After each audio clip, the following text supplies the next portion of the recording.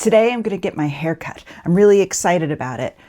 Last time I cut my hair on this channel was 6 months ago, and for most people that would be a really long time. But when you've got long hair, what's the difference? 6 months, 3 inches, same.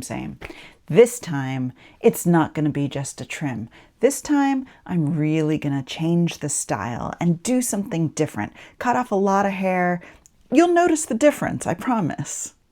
This is the Detangler, where we talk about hair because it's so important that we humans keep on putting it into our art, legends, and rituals. So today, I'm cutting my hair. So the last time I cut my hair was 6 months ago, and that was the first time I had cut my hair in over 6 years. It was kind of just like popping the cork, you know, and giving me space to realize that I can cut my hair and that there are options open. Somehow when you just keep on not cutting your hair, when it's just growing and growing and growing, you start to develop an attachment to it. I mean, it's literally attached to your head, but you start to develop an attachment to the ritual of keeping it, of the measure of time. I've spoken about how long hair is a measure of time and commitment. Sometimes it's a true vow, like with Samson. I did a video on Samson who vowed, well, his mother on his behalf vowed to God, this is a deal. God's going to keep a special eye on my kid, Samson, in exchange for him never cutting his hair and a couple of other promises that he broke pretty easily. Other people who have never cut their hair or who rarely cut their hair. Lady Godiva, my very first videos on this channel were about her with her long hair that acted like a veil to cover her modesty as she rode her horse through town naked in order to save her people from taxes. Again, the hair is like some magical commitment to goodness in these cases. I've also spoken about the taragami style in Japanese hair when I was talking about The Black Hair, which is a really cool Japanese horror movie.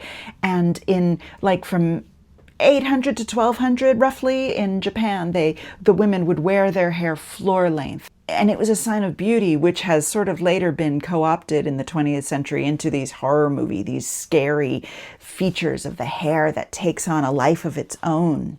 And then, of course, we're probably more familiar with the Victorian and Edwardian period where women were growing their hair really long. And that's because we actually have photos of those, of women with hair down to their knees, down to their floor. The thing is, I think a lot of people expect that when your hair gets super duper long, it becomes a lot harder to take care of. And in some ways that's true, but in other ways it's not true at all. For myself, I find that long hair is easier to deal with than short hair. When it's short hair, you have to style it every day and you have to, make sure it gets wet and then it dries in just the right way. You have to use products on it and you have to cut it really frequently to maintain the look because it's usually more of an angular kind of a precision cut than something just long is going to be.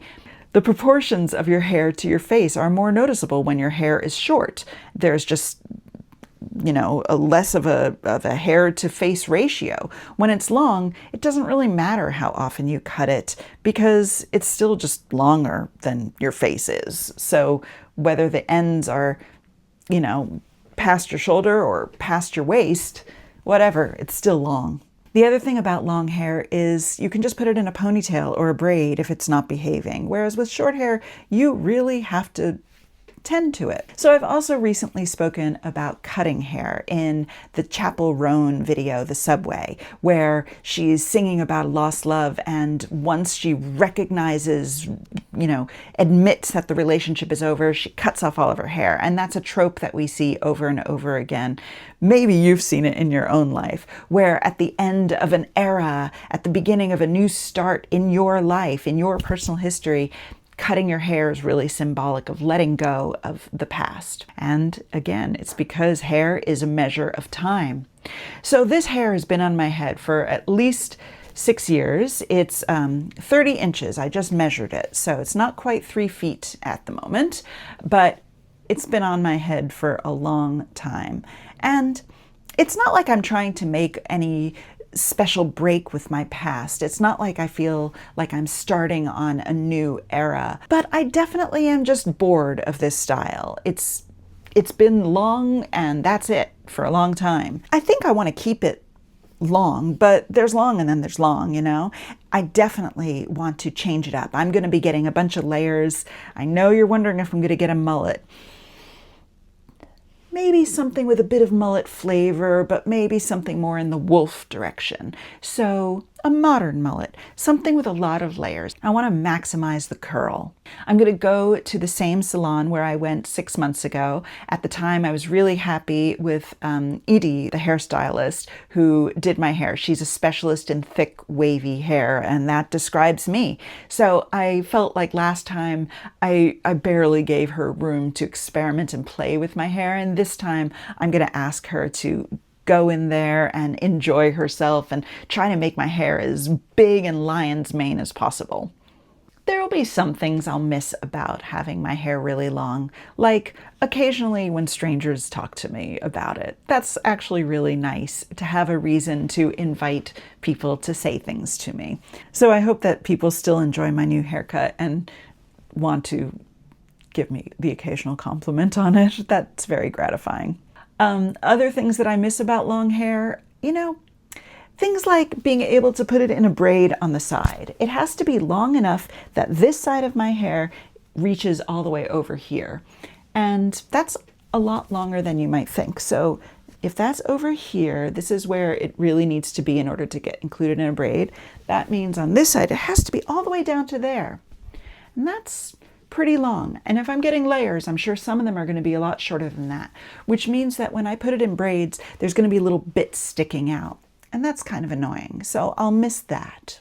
What I won't miss is the inconvenience when I'm doing practical work. So if I'm cooking or if I'm gardening, my hair just gets in everywhere. And when you're cooking especially, that's dangerous. It could catch on fire. So I will not miss that concern.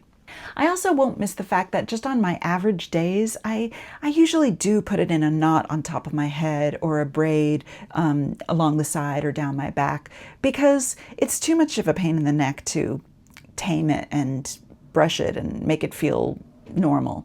I don't like brushing my hair every day. I think that's a little bit damaging. So for me, it works best if I wash my hair only once or maybe twice a week, and that's when I comb through it, brush through it.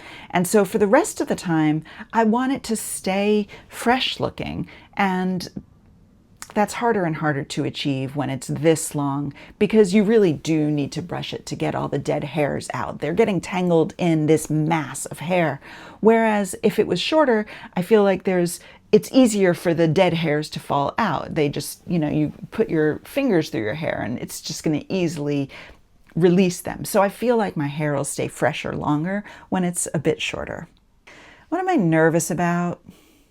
I'm not quite sure how short I'm going to go, but am I going to do bangs or fringe?